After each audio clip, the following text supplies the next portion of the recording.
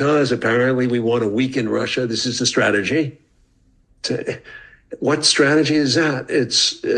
That's basically a state of war. You're saying we want to weaken you. That's like trying to destroy you. We want to get rid of Putin. We want to replace your administration with our guy, like Yeltsin used to be. And we want, I've heard talk about dividing Russia up into three zones or 4 zones. It's crazy talk and makes no sense because we can't do anything about it. And on top of it, we would be blown up to pieces if we did it, if we tried to do it. So if America thinks it can get away with poking Russia and not get hurt, they're dreaming. They're dreaming. And where does this come from? This comes from the neoconservative movement that started up here in America and has always been anti-Soviet, anti-Russian. And you know the people involved, they were the ones who got us into wars in Iraq and Libya, and they're the expansionists, the ones that want a strong America that's always challenging the Russians and the Chinese. This is what they want. But you can't challenge somebody who's got the goods. They have the goods, and we don't. We don't even have a military that is ready to go to war.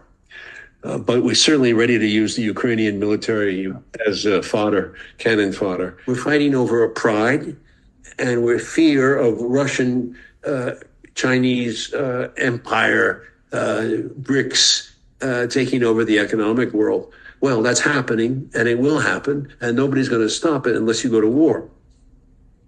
And unfortunately, America should not go to war for trade, ever, because economically we may end up as number 2, we may end up as number 3, we may end up dropping back, but that we're alive and we're part of the world.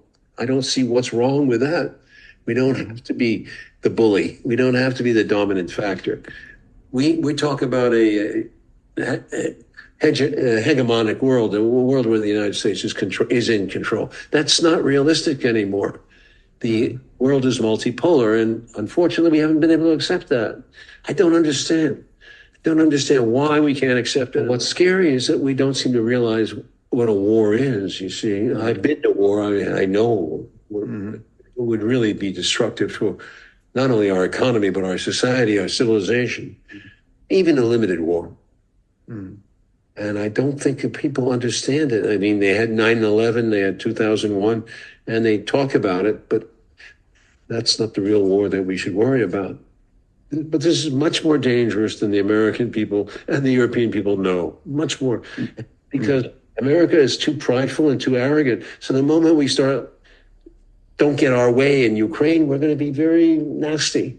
That's what very nasty.